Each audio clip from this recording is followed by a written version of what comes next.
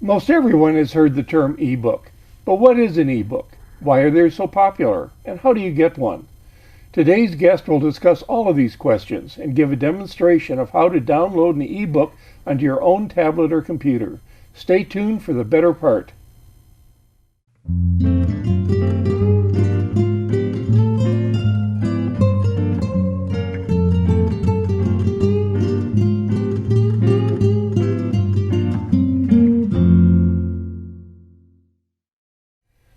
Hello, my name is Charles Bedord, and my guest today is Ms. Rosalind Donald, Supervising Librarian for Adult and Teen Services at the Cupertino Public Library. Thanks, Chuck. I'm happy to be here. So, Rosalind, can you tell us a little bit, how did ebooks evolve? When did they first appear?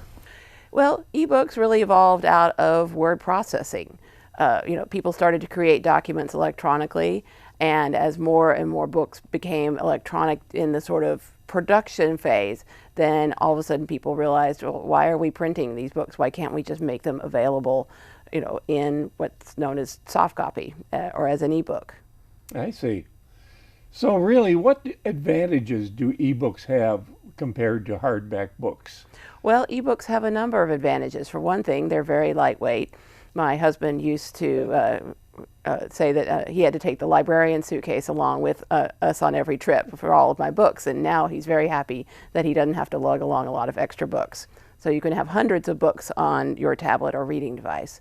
Also, you can adjust the font on them, so if you would prefer a larger text, you can easily do that. You don't have to wait for a large textbook. Then I think people realized, why do we need to print this out on a lot of dead trees? We could also have electronic copies of these books. I think, the first tries at sort of e-readers were in the early 90s, and the devices weren't very good. They lost power very quickly. So then we got another generation of mobile devices, and all of a sudden it became much more useful to have books in e-reader formats. So they really evolved along with the devices. I am never without something to read, even when I'm stuck at the doctor's office, because I always have something on my phone or tablet. Another advantage of ebooks is that they are very flexible, so you can adjust the font if you prefer a larger font, if you prefer a particular type of print. You can change the actual type from Times Roman to Calibri to Garamond. If you like one, you can change the book to that. Another advantage is that a lot of readers have a nighttime mode or a backlit mode, so you can turn the background black and have white text. I found it's very useful if I want to read in the dark. So if the plane is dark but you still want to read, or you wake up in the middle of the night and you want to read for a little bit, then you have a nighttime mode that is not so bright. It's easier on your eyes. Ebooks have an enormous advantage in that ebooks don't take up space. Space is limited in all of our libraries. That's a good point. And so they don't take up space. They don't get coffee spilled on them. Now, if you spill coffee on your tablet, that's your problem. They don't get eaten by the dog. That's right. And they don't get left behind in the hotel. So it enables us to keep our collection more intact. We don't have to deal with damaged items or pages torn out, that kind of thing. So all kinds of advantages. Are ebooks damaged at all if they go through airport screening devices, do you know? Oh, no. That has nothing, that doesn't have any bearing on them as far as I know. That's great. So given the advantages, are there also some disadvantages to ebooks? There are some disadvantages. For one thing, just learning how to get them onto your tablet is a little bit of a steep learning curve. It's not awful, but you do need to be pretty comfortable with computers and Wi-Fi and putting things on your tablet. Another problem is simply that your e-reader device it needs power, and if you run the battery down, then you are going to be out of luck. There's no more horrible feeling than realizing in the middle of a 5-hour plane flight that your tablet is only at 20% power. Luckily now a lot of planes and trains do have power outlets, so you can recharge while you're reading, but still, your paperback never runs out of juice. I used a little handheld device, much smaller than a tablet, for a while. to read some ebooks, and I had a little trouble finding out, okay, now how do I mark my page? Yes, yeah. But there is a way to mark your page in ebooks, and you can also highlight text. And some of them even have a dictionary function built in, so if you encounter a word that you don't know the meaning of, you can look it up right there. That's a very good point. I like that. So most of the readers have all kinds of features. So when did ebooks first become available in the Cupertino Library, and what brought them into the library? Well, I would say they first became available around 2006. It took a while for the vendors to be available to sell them to libraries because regular publishers were not quite ready. The publishers are still trying to figure out the business model for ebooks. Right. You know, we're about reading. We're there to support reading in whatever format you want it. If you want it in paper, we've got paper. If you want it electronically, we've got that. If you want it in Hindi, we've got that. That's terrific. So we're about supporting reading however way you want to do it. Well, that's especially important or advantageous rather, in a multicultural community such as Santa Clara Valley. Mm-hmm. That's extremely good point. So how many titles, just approximately, ebook titles are available today in the Cupertino Library? Last week when I checked to see what the collection was looking like, I think it was about 55,000. 55,000? Yes, wow. Yes, quite a bit. And another 8 to 10,000 e-audiobook titles, so you can download and listen to them. Now, I'm just curious, and when you say 55,000 titles, seems like an awful lot. Do you have any idea of how many books you have, hardcover books in the Cupertino Library? Cupertino's collection specifically is a little over 300,000. Okay, so that makes up a significant fraction of the total collection then. Mm-hmm. That's good. It does. Do all libraries have ebooks in the Santa Clara County library system? Yes, the Santa Clara County system as a whole subscribes to several different library ebook vendors, and so we kind of share that in common. Mm-hmm. So it's not really that Cupertino Library owns a particular kind of particular set of ebooks. We subscribe to the vendor along with all the other libraries. Does each library order their own ebooks, or is there a central ordering facility for? No, we have a central ordering person who takes care of most of our ebooks. For all of Santa Clara County? Yes, for all the county system. So is everything in the library available for download on ebooks? Or? No. No. We're not going to be able to go back and digitize every single book that's in our 300,000 volume collection. Mm-hmm. So the ebook collection, I would say, is largely focused on popular fiction, right. All kinds of popular fiction, romance, mystery, horror, literary fiction, short stories, popular nonfiction, business books, and then also like kid and teen books. How is this judged? How does this ordering system make determinations of which books to order electronically in electronic format and which books not to? Well, there's a number of factors, as you might imagine. We have a collection development policy where it helps guide us as to what we purchase, but we certainly look to the bestseller lists, the New York Times and the Mercury News. We'll look to what's interesting locally, so what's getting reviewed in local newspapers. We look to a number of different review sources like Publishers Weekly, Library Journal, but also Scientific American. When we go to order, we can look and see what the initial buy estimates are in our ordering screen, and so we look at stuff that has at least 2,000 to 3,000 initial buy, because then we know that the publishing industry has decided that this title is going to be popular, so we better get a couple of copies too. So you can stay a little bit ahead of the curve there. Absolutely. We do try to stay ahead of the curve, certainly with the things we know are going to be big bestsellers like David Baldacci, Lee Childs, Debbie McComber, those very popular authors. What about magazines and things like this? For instance, are things like Scientific American available through the library system for download those electronically? Well, there's a couple different ways to get at magazines electronically. One is through our traditional library databases, where you can do a search on, say, frogs, and get articles about frogs or DNA or what have you. Those aren't really downloadable books. It's more you do a search and get articles. But if you just want to browse through magazines, we actually do have a electronic magazine service. It's called Zinio. And it has a fairly small selection of magazines, but it's growing all the time. And that way you get the whole magazine and you can flip through it and see all the ads and the illustrations, just like in the paper magazine. And this service is available through the library. Absolutely, with your library card. New then, or? It's about a year old. Okay. Yeah.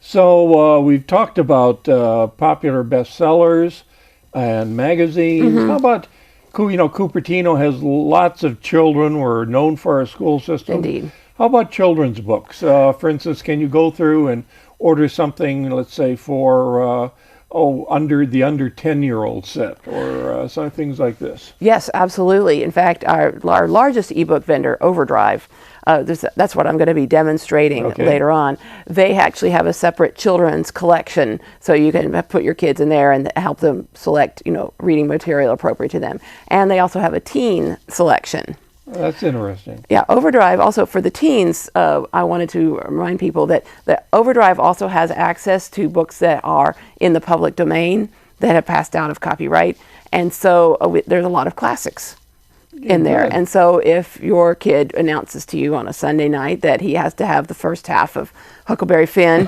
read the next morning, and can we go to the library, and you say it's 9 o'clock, no, you can't go to the library. Actually, you can get an ebook copy of that through Overdrive. So because we're so multicultural in the Santa Clara Valley, do we have ebooks that are available in languages other than English, such as Chinese or Spanish?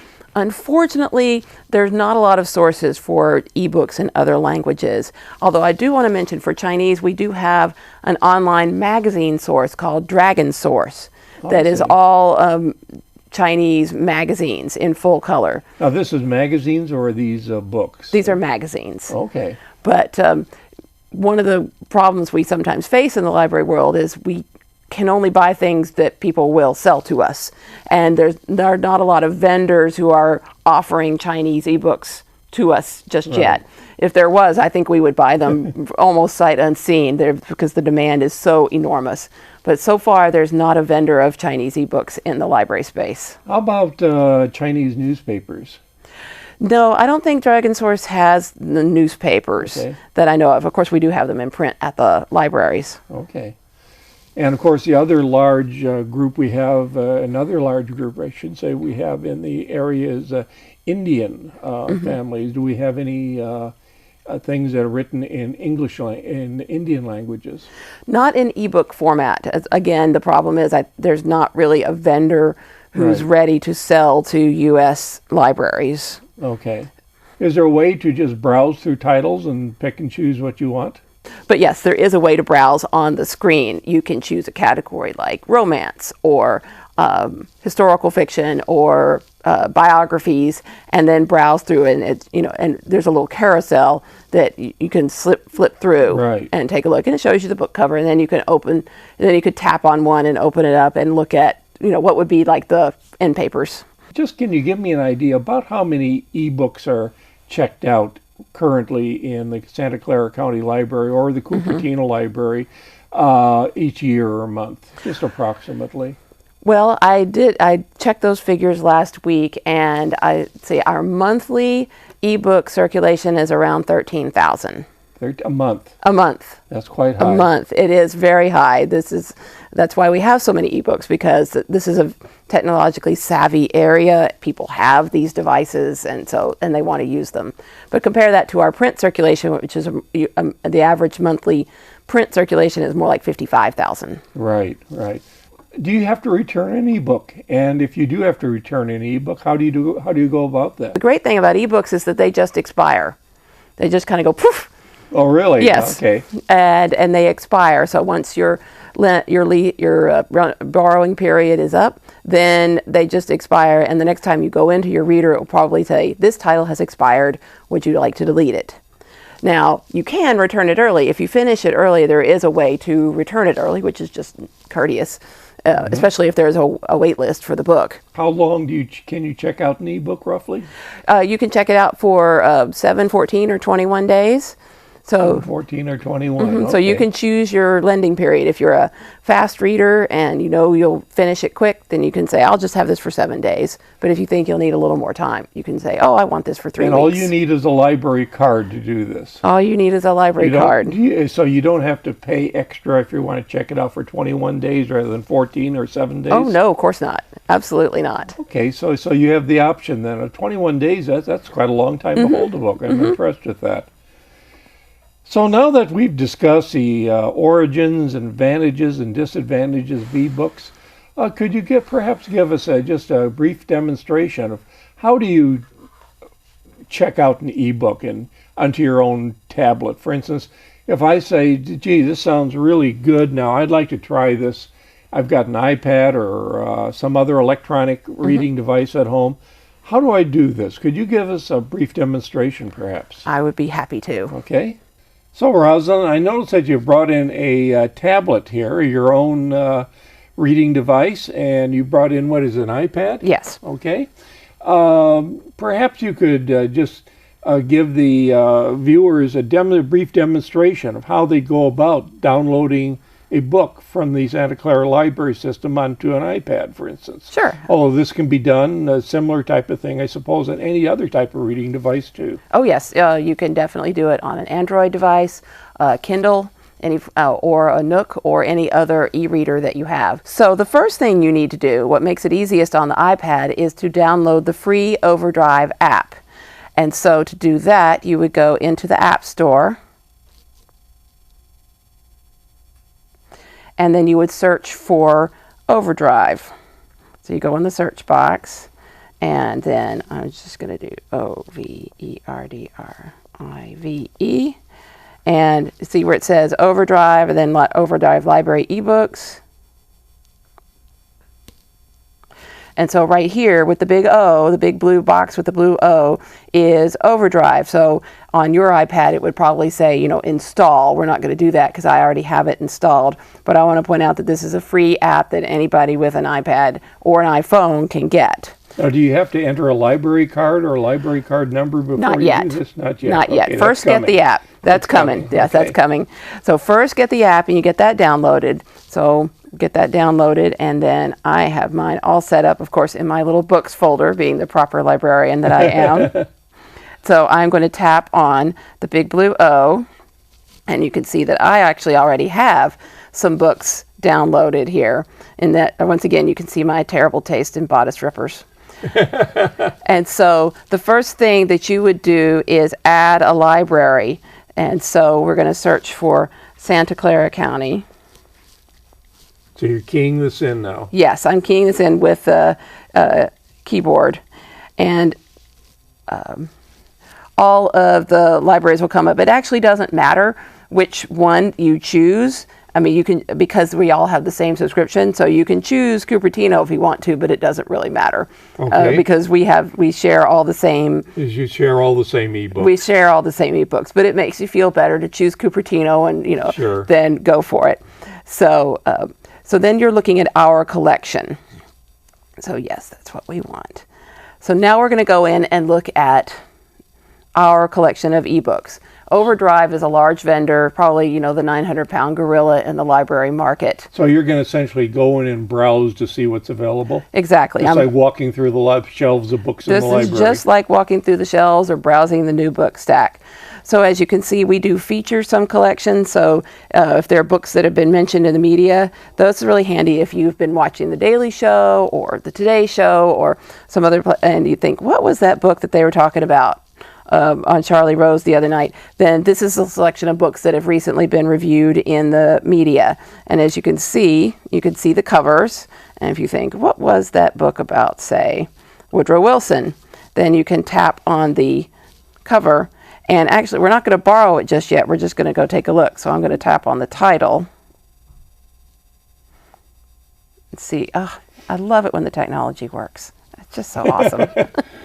So here this is telling you there's the cover, and this is telling you this is available in several different formats. Here are the subjects. So if you want to go look at more biographies, you can go browse those, and it tells you that there's one copy available out of a total of 1 library copies. So let's say I have a specific book in mind, and I want to say, gee, I saw a movie this last weekend called A Theory of Everything. I'd like to go in, and I think they mentioned a book in there, A Brief History of Time. How would I go in and identify that book? Well, once you're in the Overdrive app, you can actually use the search box, which is right up here. So there's the search box. There is an advanced search if you want to get really persnickety about authors or formats. So you can use, it's a little bit like Google in that respect. Right. Yes. So you can't just use the regular search box. So I'll do brief history. I actually don't know if we have a copy of this particular book, but let's see. Well, I'm sticking my neck out here. Yes, you are. But you started this, so I'm going to finish it. Oh, look at so we do actually have a brief history of time in audiobook. Let me show you how I know that that's an audiobook. The little icon right there, see it has a little headphones on it. That means that's an audiobook. Okay. So for some reason we have it in audiobook and not in text. Well, anyhow, why don't you pick out a book then and show us how to find it in text? Okay. Let's see. Let me go back. You can use the I can use the back books here and whoops, there. So let's say we're going to borrow this biography of Woodrow Wilson. Okay. If you like history. So it's actually quite simple. You just tap the green borrow button. And you would put in your library card number right here and your PIN. Now mine is already entered because I use this all the time. Okay. And you can actually save your barcode and PIN in this screen, which is very, very useful. And you touch sign in. So that's telling the system that you're you and you're checking out this book. And now it is checked out to me. I see. Like that. Shazam. Now the one thing I do need to do is download it in a particular format. And this is what trips a lot of people up. This book is available in 2 different formats in Overdrive. It's available in EPUB and it's available in Kindle format. I see. So it's the same book, different box. That's all. So what do we want? We want EPUB. Now, if I had a Kindle reader and I was fixing to read this on my Kindle, then I would download it in Kindle format. But if you're reading it on your iPad, then you want to check off EPUB. So now the EPUB box is checked, and we touch on confirm and download, and just give it a 30 seconds or so. Audiobooks sometimes take a little longer because those are really large files. But see, mine is downloading right there. There's one more file left. See the one up in the corner? Right there. So give it a few more seconds. It kind of depends on how fast or slow your Wi-Fi is. But it will download, and then we can go and open it up in a second. So this is what hangs up people a lot. The same applies to audiobooks. There's 2 formats available. There's MP3 and WMA. This is why I want people to use the Overdrive app, because it will steer them to the proper formats that you can use on your iPad. Okay. Okay. So now I've downloaded this book. I want to go read it. So I'm going to tap on the icon right up here, the 3 little bars. Tapping. There we go. So this is sort of my menu for the Overdrive app, and I'm going to go to my bookshelf. And there it is in all of its glory. Go. There we go. There we go. Now there we go. Glory. Okay. Yeah, so there's the cover. And to advance in the ebook, you just tap on the right side of the screen. This is all the same frontispiece that you would get in the print book. Yeah. Part 1, there we go. So there's a number of controls that we can use within the e-reader to enhance your reading experience. If you just tap in the middle of the screen, then you get your 3 bars back if you want to go back into your bookshelf and switch books. There's a table of contents. So you can just tap another section and go forward to the chapters and give it a chance to load. And then this is what I use most frequently down here is if you tap the big A and little a. Right. Is that for the font? That's for the font. There they go. So that's for the font. So then you can change it and make it larger if you prefer larger type. You can actually make it quite large. eventually. Loading. Loading, There it yes. is. There it is. Be able to change the typeface, but I think we will be safer and just change it to black. This is what I like when I'm reading at night. Go away. There we go. Oh, I see. Yeah, see, and then we can get rid of that. Now, Overdrive, is that free? Do you download that? The app is free. The app is free. The app Okay. is absolutely Yes. free, yes. Okay. Yes, it is.